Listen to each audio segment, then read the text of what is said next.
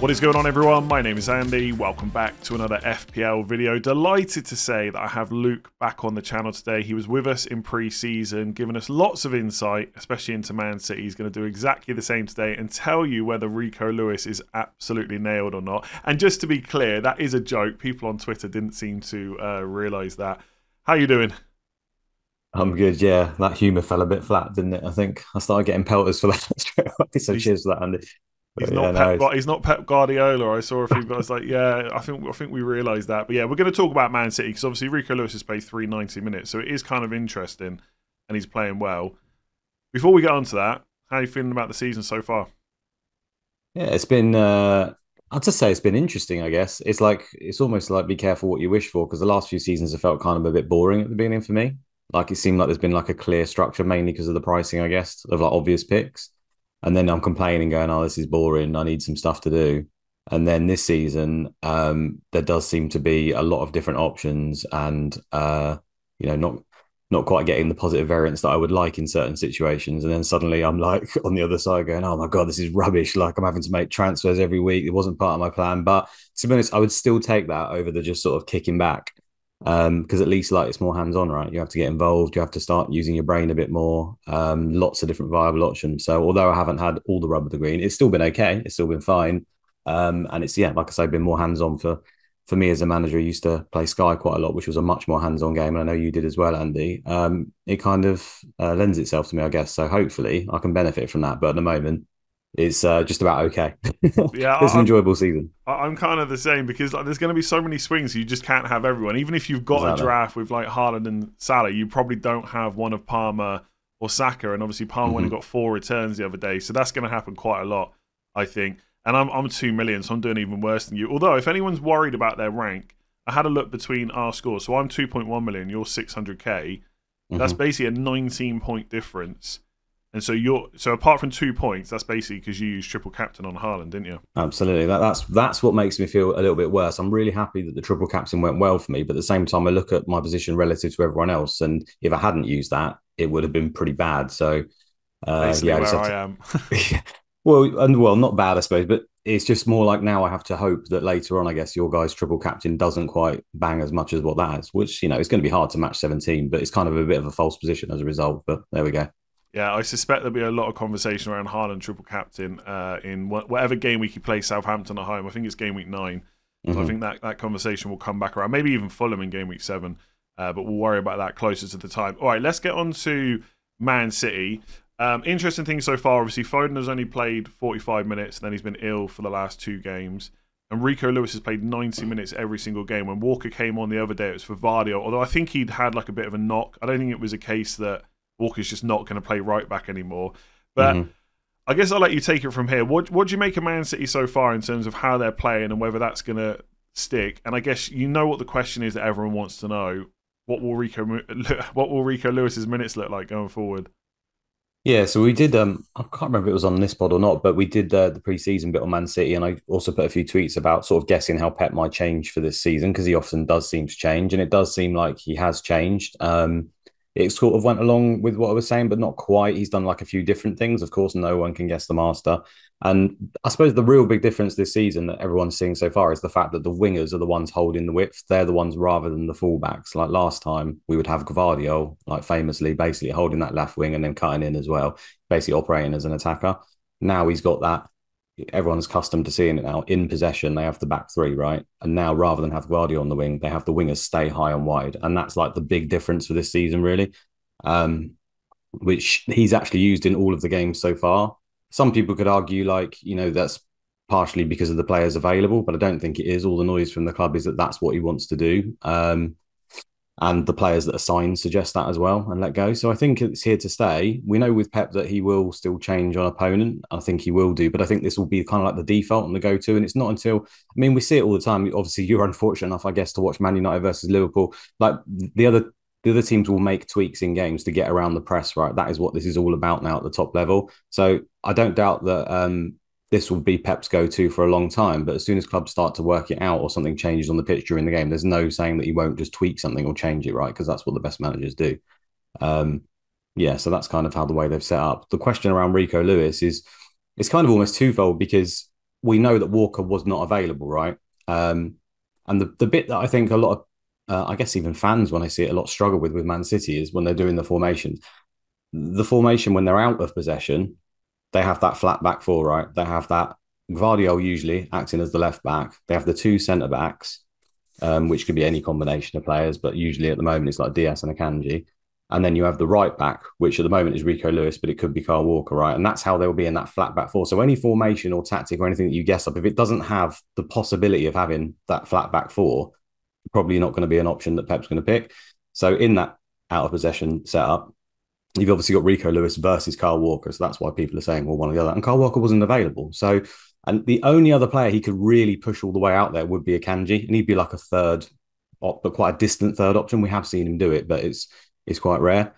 And the fact that Stones is out as well has made it so he hasn't really had much choice. He basically has to play Lewis. And as Pep keeps saying, Lewis and Kyle Walker have got they're very different players, right? They might out of possession be in that right back spot, but in possession, they're incredibly different, aren't they? So you can't use them the same. So the tactic that he's using at the moment is great, is working, is it here to stay? But he's also kind of forced by the players he's got available. So yeah, that's the thing with Rico Lewis. It's like, if he's going to continue to do it, there's no way to me that Kyle Walker can do what Rico Lewis is doing. And Pep Guardiola said the same. I think most people would agree with that, right?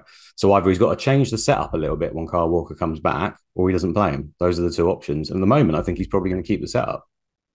Yeah. But we've obviously got the fact that now we can go on to there's all sorts of layers to this, right?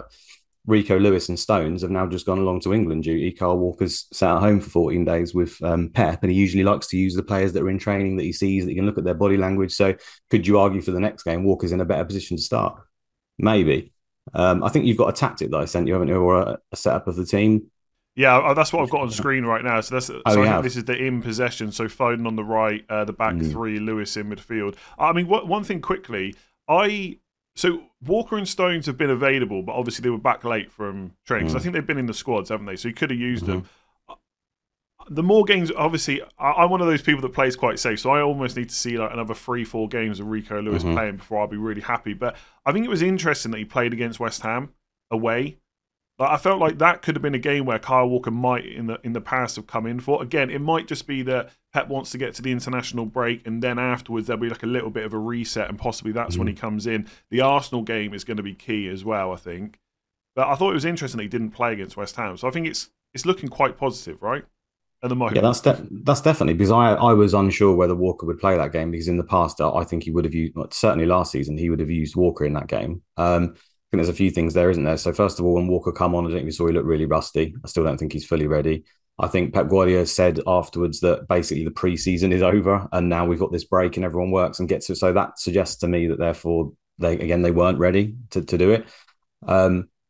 So yeah, there is that as well, where you think, well, maybe now the fitness wise, Kyle Walker's ready, Stones are ready, they could come back in. But Stones last season was ready for a large part of the back end of the season. He wasn't even played. And we know with Pep Guardiola, he will, many times he's done this in the past, where the setup that he wants to use will dictate the players that he wants to put in. So I can even point to Foden. If you can you remember the period? I can't remember when it was. It wasn't the Gvardiol left wing era, but we had probably the first half of the season, the back end last season, all his wingers were towards control. He would have Grealish on the wing and he would have Silva on the wing. And everyone was complaining that he wasn't using his tricky wingers to go past people. And as a result, it meant that Foden couldn't get into the team. It's only when Foden was then, he found a way to incorporate him into that central area, number 10, when he ended up being player of the season, that we started to see Foden. Foden was a victim of the system. He wasn't able to get in on the wings. So I think here, if he's happy with the system and the way it's working, he won't just go, oh, okay, I'll bring Kyle Walker in because it's Kyle Walker. He'll stick with a system that's working, I think. So I actually think this is as good a chance as we've ever seen of Lewis having a consistent run of games. But you're right. The fact that we've now got the Brentford game, the question marks about the England, and then the Arsenal game is a big test, right? Because I think, especially in that setup that hopefully is on the screen, I think actually Stones is probably the most likely player that could actually replicate what Lewis can do.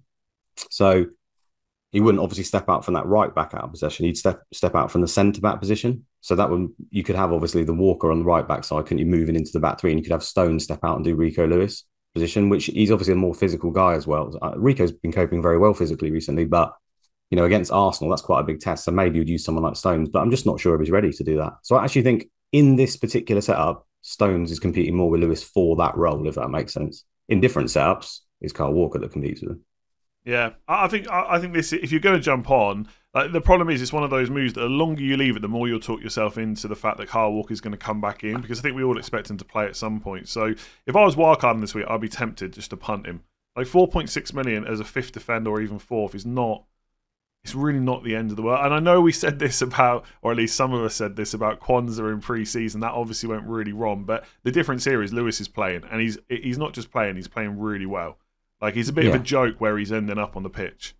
You know what I mean? I think it's like always. If you're the kind of person where the first time you see him benched, because is he going to play 38 league games? I don't think anyone in the team will play 38 league games. So if the first time you see him, it's going to tilt you. You're not going to be happy. You're not going to be able to cope with it. Then just don't do it. There's other options, right?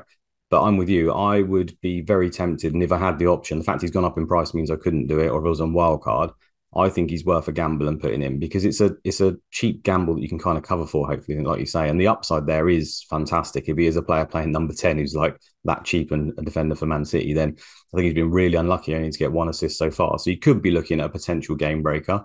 But the reality is probably somewhere in between, isn't it? That's the truth. Absolutely. And this might be a bit of an oversimplified thing on Vardiol, but for Vardiol to get back to how he was playing last year, you kind of need Kyle Walker to come in, right? Because then you need a system change. Pretty much, because at the moment he has to operate in that back three. So for him, I think I sent you two options, didn't I, of setups that they had last season. I don't know whether you could put those on the screen at some point, but so we would need Pep to basically change the system a little bit to go back to last year, which he might do, but it hasn't been seen yet. And it's more really Kovacic, I guess, is one of the main drivers that makes that happen. If he goes with the Rodri Kovacic double up, because Kovacic has been playing exceptionally well, we mustn't forget. And I don't think anyone, although it would be very hard to fit Foden back in this setup at the moment, I don't think anyone would doubt that he will find a way to get Rodri come back, which will probably be to replace Kovacic. But if he wants to play them both, that is probably Gvardiol's best chance of ending up in that left wing role, because Pep always wants someone to sit alongside his either Kovacic or Rodri. He needs that double pivot, but usually the person doesn't start there unless it's Kovacic if someone moves into that position. So as a result, Gvardiol basically has to go left wing in that setup. So that's the best way. The other one that I sent you, I think, was Rodri dipping into a back three to make that back three, and then you have kind of Walker and Gvardiol slightly pushed up, not as much, but it's like more advanced fullback. So he is kind of tied to Walker, but it's sort of Walker and Kovacic that make that happen. All right, let me come up with a summary then, and you tell me if you agree. Rico Lewis, more than worth a punt because of his price. Vardiol, if you've got him, I think it's worth keeping. Brentford at home's a good fixture, but I wouldn't necessarily buy him at the moment. He's not getting in those attacking positions. He's quite expensive, and obviously they play Arsenal in game week 5. And then Foden, who's the other one people are talking about quite a lot, he's probably not worth buying until you see where he fits in. Because like you said, it might just be that if this is working really well and Savio keeps playing well, he may just keep starting on the right. And there's no guarantee that Foden will come and play central instead of Bernardo, because Bernardo's also great as well. So Foden, for me, feels like a pretty easy avoid at the moment. And obviously Foden's 100% avoid for me because of what I said. I don't really know. I mean, I can throw it to anyone else. Does anyone else, the fact that this is a question suggests that other people are thinking about it as well, right? Where does Foden fit in this setup? Because the current setup with that diamond, Bernardo Silva, although he's the tip of the diamond, he actually dips into the pivot and sits along Rodri during the game a lot. So if Foden's going to play that role, which I think he can do, he has to then become part of the pivot a lot and play really central and then deeper as well. So it's a lot of faith from Pep. It took him a while to even get to the point where he's kind of a more advanced version of that. And if he's going to play on the wing, the wingers have to hold the width. And we all know Foden just can't hold the width on the right. He just loves to come inside. He's left-footed. He wants to get involved in the play in the centre and make shots and stuff. So the one sub appearance he's had so far, it was almost forced. He had no other options. And he kind of come on for 45 minutes and he's played on the right wing. But he could have moved Silva out there and put Foden into the centre. He didn't. He kept Silva central. So to me, at the moment, it's like, I think the long-term solution is that Foden would maybe replace Silva in the centre because that's where he's best. I don't think he can hold the width, but it's just too tricky. Neither of those scenarios are ideal, and therefore I just think it's going to take him a while to get back in the team. It might even be that he comes in for Haaland for 20 minutes here or there to give him a rest to begin with, because he can operate as the false nine, right? So I think that might happen, but it's real tricky because the answer is probably either bench or change the setup because it doesn't really fit. Yeah, I thought the same in that game against Chelsea, that he would come on and Bernardo Silva would move right. It didn't happen. I saw something after the game, I can't remember who it was, tweeted about it, saying that they were almost using the right side as a bit of a as like downtime or almost when they had the ball that side, they were kind of resting a bit. And obviously Foden was only just back, so perhaps that's why. But yeah, definite avoid. Interesting you mentioned Haaland because one of the questions came in about him. How will Pep adjust Haaland's minutes due to not having Alvarez as a backup? Will he be protected more? I mean, my personal opinion is I don't think he will be. I did think this in pre-season that because they don't have another number 9, maybe they will be more cautious with him. But I'm actually not sure that's going to be the case. And like you said, if he's in a position where there's midweek games and he wants to rest him because they're 3-4-0 up, there are so many other players in that team that can just play false 9. Like it's not an issue, right? I think that's absolutely bang on. You don't necessarily need to rest. You see De Bruyne getting like 3 times 90 minutes and stuff. When the situation suits, he will play those players. And his main guys, he will often leave on for 90 minutes. And Haaland's definitely a main guy, right? So I don't think his minutes will get managed. It's just more, close to the big games where there's midweek and you're 4-0 up. Then sure, he might take him off for 20 minutes at the end. And then, Foden would probably be the number 1. I think Oscar Bob would have been definitely in the frame to play it as well. Now you've got the option of like Bernardo Silva can kind of do it. It doesn't really work, and Gundogan kind of can do it, but he's obviously like 34 years old now, and he's very clever, but it's not ideal either, is it? So I think Foden's probably the best out of the players available to do it if he needs to. Good stuff. All right, let's leave Man City. I'm going to bring your team up on screen now. I'm just going to quickly read through it. You've already made a transfer this week, right? Lewis Hall to Pau Torres. Did you do that this week? I've done that, yeah, because I think Lewis Hall was going to go down, so it's a bit risky. But you love protecting team value, don't you? I do. And obviously with the wild card, it's always like, well, if it goes wrong, I'll just use it because I've got no default time to use it, really. Okay, cool, because that's going to be my question in a second, so think about that one. So Henderson in goal, Leicester at home, Trent, Pau Torres, who's obviously just come in, Robinson as well, Saka, Eze, De Bruyne, so you put De Bruyne in where I've got Bruno Fernandes, Rodgers, João Pedro, Isak, and Haaland. So looking pretty good. So I'm guessing, unless there's any issues, you're not wildcarding this week. You're happy with that team? Yeah, unless there's massive issues, I'll just keep it. Obviously, the standout thing really is the fact that there's not much Liverpool. There's just Trent and there's no Salah, right? So that might cause me some sleepless nights. But the team on paper looks, I think, pretty good. Looks okay anyway. There's obviously some changes I would make. Looking at you, Barco, for number 1. But yeah, it's okay. I think I'll keep with it as long as things go okay. We've pretty much, apart from I've got Konza, you've got Pau Torres, and you've got De Bruyne, I've got Fernandes. We've got identical teams. I'm kind of the same. Like, if I wildcard, I think I'd only make about 4 or 5 changes, and it just doesn't. I know Salah's great, but I'm not going to captain him anyway this week. I'm going to captain Haaland, so it doesn't feel great to wildcard him in. But how do you feel about Haaland and Salah in general? Because I know not everyone's the same, but the average comments I've had after game week 1, it was you've got to have Salah, because he got 14 and Haaland got 7. Then after game week 2, the hat-trick, it was Haaland. Now it's both. Like, how do you view that moving forward? Like, let's say you were wildcarding this week. How do you think you'd land? I wouldn't have both. I think it is viable to have both simply because there are a lot of cheap options that you can make a still decent team. Like, I think that's fine. But just because it's worked out really well for 4 weeks, I still don't think it's the optimal way to do it. It leaves you open to just, if any of those players blank or both blank, which will happen on occasion, the rest of the team just seems a bit too thin to me. And then you also open yourself up to the chance of just captaining the wrong one all the time and paying sort of 15.2 million or 12.7 or whatever it is for 5 points, 6 points, which will happen quite a lot, ended up being probably suboptimal overall. So I just prefer to have the one going forward. I just think it makes option. It just helps, and also the fact that you have those options to rotate in defence and across your team every single week. You can bring players in and out more easily that you're more comfortable owning most of the time, and that could actually do well. I think that, let's say, there are players that help it, like the Rodgers situation. The fact that he's playing and he's 5 million, they've got good fixtures, he can kind of help enable it. But that's what I would be looking to do, is just to have one personally. Yeah, I think I will do that long term as well. Although I'd find it really difficult this week to go with just one, because I'd want to captain Haaland, and it feels crazy not to have him. And then it also feels crazy not to have Salah for the next 2, like back-to-back home game. If you're a wild card in this week, I'm not saying there's a rush to necessarily bring him in, but you're going to bring him in next week, are you? Is that what your plan is? I think so. It'll either be him or Son, I think, or go, because I'm probably going to wildcard 6. So bring in one of those probably to captain, because Haaland's home to Arsenal. I don't think he's a terrible captain by any means, but I probably would prefer to captain Son or Salah in that game. Ideally Salah if I can get there, but he keeps going up in price, so we'll see.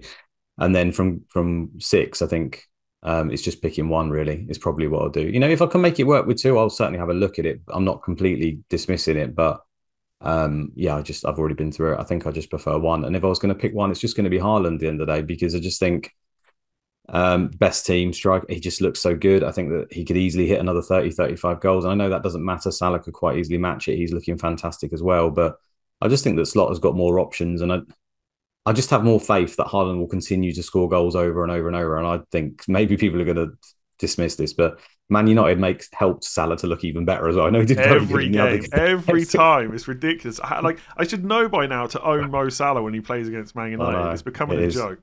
It is dumb, but Onana standing about 8 miles out of his goal when he's going to have his shot, and Salah's great. Don't get me wrong, he's absolutely fantastic. But I think if I was going to pick between the two, I still just have more faith that Haaland will score more points over the season if he stays fit.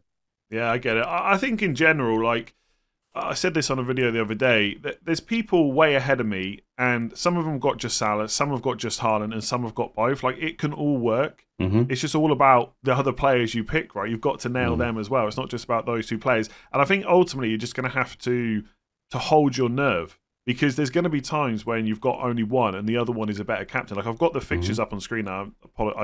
My great production means Luke can't see this, right? But I've got the fixture ticker from Hub on the screen. And, like, Game Week 4 is fine. You can captain either of Salah or Haaland. Game Week 5, it's probably Salah. Game Week 6, maybe Salah, but Haaland's also fine. Game Week 7 is definitely Haaland. Then it's either or, because Salah's at home, but Haaland's away to Wolves.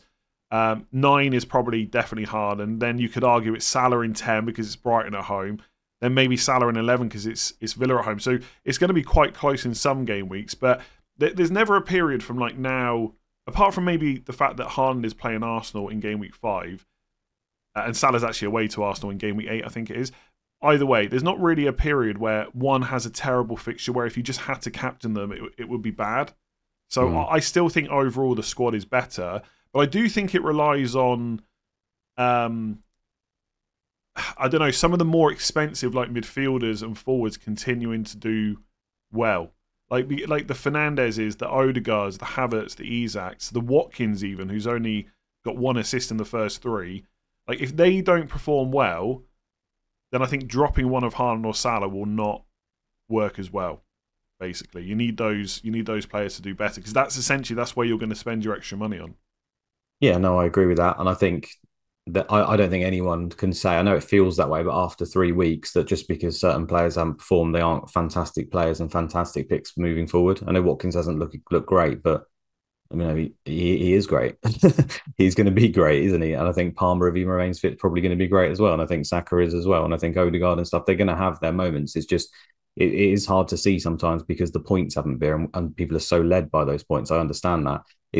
For me, it's the fact that the points drive the prices, and then the prices is what I am affected by, which is, and a lot of people do as well, which maybe I should try and curtail. But yeah, it makes us feel like we have to have these players and have to go to this setup. But there's nothing to say from this point moving forward. It all changes and those players start working. Pep said it himself. There's now a little pre-season, little period, might be a little reset. Champions League starts kicking in. I don't doubt that it will change the landscape of fantasy, because it's just a different period, isn't it? The very beginning of the season is really tricky. Yeah, and also we had international tournaments as well, and that hasn't helped in certain cases. And look, you can easily, with hindsight, go back and change your entire team. And maybe I look back at it now and think, well, Haaland and Salah did have the whole summer off compared to a lot of other players. Maybe it was right to go for them from the off and then switch it later. But also, if one of those 17 pointers doesn't happen, we're probably not even talking about this. That's it. So. It was right because they got the points, but there's another world that exists where they didn't get the points. Yeah, and the cheaper options that they picked did okay. But again, there's another world where that doesn't happen. So it's very hard to say, isn't it, without the hindsight. Yeah, absolutely. You mentioned Wildcard 6. Any particular reason? Is it the Arsenal fixture swing you want to go for, or is there something else happening then? Pretty much. I think I said it on the pod when I was with you before. It's just that's the arbitrary window that I picked just so I could focus on these 6 weeks. It hasn't gone to plan like I knew it wouldn't, but all my team is geared towards kind of dead ending, so it feels silly to kind of change that around now. But yeah, the Arsenal swing is one. I think the fact that you do it in 6 and can get 2 or 3 Arsenal, probably 3 for that little run is great, and then save up the free transfers to probably get rid in 9, 10, 11 when they have the harder fixtures. And then I think there's people looking at maybe a wild card in 8 or 9, aren't there? Where they'll probably do the opposite, where they probably won't have any Arsenal, but then they'll save up those free transfers for 3 weeks and then bring them back in for their great run from 12. I think Arsenal are kind of the main reason that, or the main fixture swings that I can see that cause wild cards around this time. Yeah, I was looking at it, and basically, if you wildcard in 4, you're pretty much jumping on Liverpool players. If you wildcard in 6, you're jumping on Arsenal players. And if you wildcard a little bit later, you're probably jumping back off those Arsenal players. Because like you said, game week 9 is Liverpool at home, 10 is Newcastle away, and 11 is Chelsea away. So they are the pros and cons. And I guess a lot of it will just depend on how your team is set up right now. You need to choose who your preference is. Do you think you need Liverpool players right now? Personally, because I can get Salah in 5 for 2 free transfers, I'd have him and Trent. Okay, it'd be nice to have a third one. I'm not particularly worried about it. Like a second defender would be nice, but I don't know. There's a question about Jota and Diaz. Like, what do you make of them? Because they're both starting at the moment. Do you worry about them going forward? Do you feel like you've got to get one in because they're such good value? I think they definitely were great picks to begin with because clearly Gakpo and Darwin weren't favoured or weren't particularly ready. I think now moving into this period and the fact the Champions League and that might change a little bit. We're seeing they do get subbed off. I think I'd probably go for Robertson, like Trent, Robertson, and Salah, because I think Robertson offers not quite on Trent's level, but obviously he's offering similar, isn't he? He's taking some set pieces, getting forward, and the defence has looked pretty solid. So I think that's where I'd go. But out between Jota and Diaz, I don't particularly have a preference. I probably maybe would be Diaz now, which is I wouldn't have thought I would have said that beforehand, just because I just think he's getting into all the right positions, but it's only been 3 weeks, right? I do. So I also like kind of swing a little bit towards Diaz, but part of me just thinks maybe that's because he got points recently. Yeah, it could so quite easily be that. But I think also for me that it's the fact that Jota's injury record is pretty horrendous, and I just don't believe that he will be able to stay fit. That could be poor play from me, but I think you said as well when Darwin, or someone said to me, when Darwin came on the other day, I know it was loaning towards the back, he just looked lost in that setup. So I'm just not sure he's going to get in over Jota anytime soon, but we just don't know ultimately. I think I'd go Robertson for that reason because he's just more secure and probably just about Diaz as like the second, but yeah, my gut feeling is long term that Diaz is more likely to stay in the team than Jota. I just think he's like him and Gakpo are slightly different wingers, I think, and I think it's more likely that Diaz is going to stay in. But if I was picking one right now for the next couple of fixtures, I still think I'd go Jota because, like you said, Darwin Núñez, I'm not expecting him to start in the next couple, even around Champions League, and I think Jota playing number 9 would probably swing it. But I agree that the injury record is a nightmare. When I bought him in last year, he got injured the first game of a double game week, so yeah, it can be a bit of a pain. He almost scored from that cross from Salah, right? He basically had to get out of the way to allow Diaz to score. So he gets a goal in that instead of Diaz, and then maybe the narrative is a bit different. We're all influenced by points, even if we try to pretend we're not. Absolutely, 100%. I definitely am as well. Look at Cole Palmer. Right? He came up in conversation so much more after that game week 2. 4 attacking returns. So yeah, I think we're kind of similar. Like both looking to wild card in 6. I can see a world in where I skip Salah and get away with it, and then I just use my free transfers to get Arsenal players, and I hold my wild card longer. But I don't know what I'm holding it for, to be honest with you. So I think I'm just going to stick with the plan, get the best captain for 5, and then just get in my Arsenal players, and then worry about everything else afterwards. Like how are you finding the rolling transfers? Is that affecting how you're playing? Because I think if this was last season, I wouldn't even question getting Salah in before wildcard because my transfers are going to reset. But obviously they don't reset now. There's a part of me that thinks just try and get away with a different captain and have 2 free transfers after the wildcard. Is that playing on your mind at all? Yeah, definitely. It's played on. Like I feel guilty using a transfer now more than I ever did before. But because unfortunately I've made, I guess they have to say they're poor picks now. Nkunku, Barco. I've made errors on my selection. That perfect world of me being able to keep those transfers has kind of gone. I know I could have, but I'd have lost all that value, and it just doesn't sit right with me in a game where it looks like now potentially you might need 2 of the biggest hitters, and you're going to need a lot of expensive players in your team potentially all across. And it's just like I want to keep that value. So yeah, it makes me feel guilty. But has it changed the way I play? No, because I've had to use the free transfers. But it certainly has in my mind at least. And I will try I will always try not to use the transfer if I can now, for sure. It just hasn't fallen that way yet. Yeah, I'm kind of the same. I think in a lot of ways, like the game hasn't actually changed that much. Like if you need a transfer, you need a transfer. You've got to use it. And Yeah. a lot of the analytic guys that look at the numbers like way more than I like, they're way smarter than me. Like they will tell you that actually probably rolling to 4 or 5 transfers is not that great of a strategy because there's always points to be gained somewhere. Like roll 2 or 3, fine, but once you start going more than that, you've got to be really sure that you can't make any improvements whatsoever. I think there's minor differences for sure. Like when I put a wildcard 14 together to put the video out the other day, I was looking at it from my point of view, and because I've got no transfers saved yet, I would probably just start with Saka over Palmer because I know I would want him in game week 6. Whereas if you've got 3 free transfers already, you could probably just start with Palmer and move him on. Likewise, if you think that, I don't know, long term there's a 5.5 million midfielder, like let's say you love Semenyo and you think he's the one just worth holding for the next 10, 12 weeks, then if you've got a lack of transfers, you might start with him. But if you've got a bunch saved up already, you might just go for Minter and then see how things go, and you can always move him. So that's kind of how I'm viewing it. But I guess if you've got to make a transfer, you've got to make a transfer. Building your transfers makes you more flexible. As simple as that, isn't it? So that's where the hidden value is, isn't it? It's hard to see it in that week when you really feel like you're forced to use that transfer. And you think, but it's going to improve my team this week. But the value is almost hidden, isn't it, behind that flexibility over the next few weeks if you manage to hold off on it.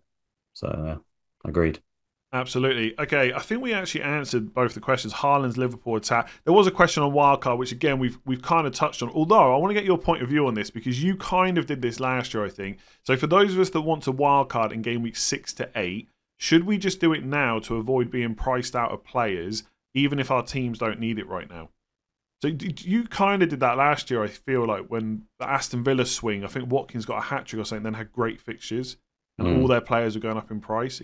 I remember it because we had very similar teams again. You wildcard, I didn't. You smashed it, yeah, and I did terribly.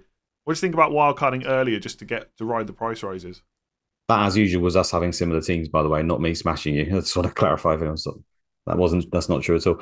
I mean, that's kind of the position I'm in now because I'm going to wildcard 6 probably. I think a lot of the players that I would have on 6 are players that are going up in price already, and I kind of want now. And I'm picking the different option at the moment and just avoiding them. I just think there are a lot of options this season. I think last season there wasn't quite as many options. So to me, the options that I was going to pick that week in 6 were, I was pretty sure were still going to be the very best picks. Whereas now I think those extra couple of weeks and getting to 6, they may be the best picks, but I think there will be alternatives as well, or very close to it. You know, like we've had Rico Lewis could be great. He might not be great. There's also lots of other 4.5 defenders that are pretty good. I think there's only the likes of maybe Mbomo, who's like an absolute lock if I was to buy him in 6. But then you look at the fixtures you got now in 4 and 5. It's like I don't particularly want him yet. Like there's little nuances like that that make me think that this time I'm probably going to wait. So in answer to the question, I think if you can wait, it's probably better because basically Mbomo is one of the main reasons, I guess, and also the whole thing with Liverpool and Arsenal. I just think it works out better than getting all sort of triple Arsenal from 6 seems like. I mean, that home Leicester, home Southampton, away Bournemouth, maybe not away Bournemouth, but certainly home Leicester and home Southampton. If you're on triple Arsenal for those 2 weeks, I feel like you could be really, really rewarded. And you don't really want to buy Arsenal now, do you? So it's like, yeah, it kind of just feels like 6 would be better. Yeah, I came to the same conclusion. The only reason I'd wildcard for price rise is if you're absolutely sure your team now is going to be the same as it is in 6 to 8, and I don't think it necessarily will. Like if I was wildcarding this week, obviously it would depend on Haaland and Salah situation, but if I had the money for an 8 to 9 million forward, I'd probably go Watkins. But in game week 6, I'd probably go Havertz. So there is alternatives, and I don't think it's a case that everyone going, apart from maybe Salah, everyone going up in price right now is not necessarily someone you'll want later on. In Burmo for sure, but as you like, it feels so wrong to wildcard a player in before they play Man City away. It's just not a big priority. And I know it feels like you're going to get priced out of players. There's always an alternative. It might not be the one you necessarily want to go for, but there'll always be something. Yeah, I think Brentford are important because they do play away to Man City and away to Spurs the next 2, and then their run from, I think it's 6, isn't it? Ridiculous. Is dumb. So I think if you wildcard in 6, it might not just be in Burma. You might end up with the goalkeeper. You might end up with Wisa. You might get another defender. Whereas now you're never going to bring those players in right now for the 2 weeks. So that's just the way I've decided to do it. But there's loads of different ways to do it. I think Brighton are another one. João Pedro, it's like looks a great option now for 4 and 5, and he could just be a great option full stop. I think he probably is. But I think on wildcard 6, you can look at it and say, maybe I won't have Pedro because he's away to Chelsea, home to Spurs, away to Newcastle. They've got home Wolves, which is okay. And then again, it's away to Liverpool, home to Man City. So that is actually a pretty horrendous run. So you could maybe just think, oh, I'm not going to get Pedro at that point from 6. I'll go with Wissa instead for Brentford's great run. Or another option, a Havertz or whoever it is, and then get Pedro later when I know he's gone up in price and looking good, but over that period, if he doesn't get points and he's well owned, maybe people start selling him. Maybe he gets benched once there, and maybe you can even get him back for cheaper later on from 12. So, yeah, I just think the fixture swings lend it to more towards 6 than 4. I think if you were going to do the 4 plan, you already had to set up really in 1 to 3 for the 4, which is what a lot of good managers have done, and probably the ones that are most successful. That's why it feels like you kind of want to jump on that. The guys that have smashed it 1 to 3 with like double Arsenal defense, they've had Salah and Haaland, or maybe just Salah, and their whole team's probably done better, and it was set up to wildcard 4. Yeah, that's been the winning strategy so far. But it doesn't mean you now have to jump onto that winning strategy. You have to see yours through, I think. Yeah, and like for Brentford, it's not even just in Burma and the goalkeeper. Like Vandenberg, like if he plays in the next 2 games, all of a sudden you've got a 4 million playing defender. That's great value. Rico Henry might come back instead of João Pedro. You might want to go for Vissa. So there is lots of info, and also I know that you can constantly just wait for more info. So I appreciate you could say the same thing about not going in 6, but although the transfer window is shut and we know who's at what clubs, we don't necessarily know where they all fit in, and it might be that.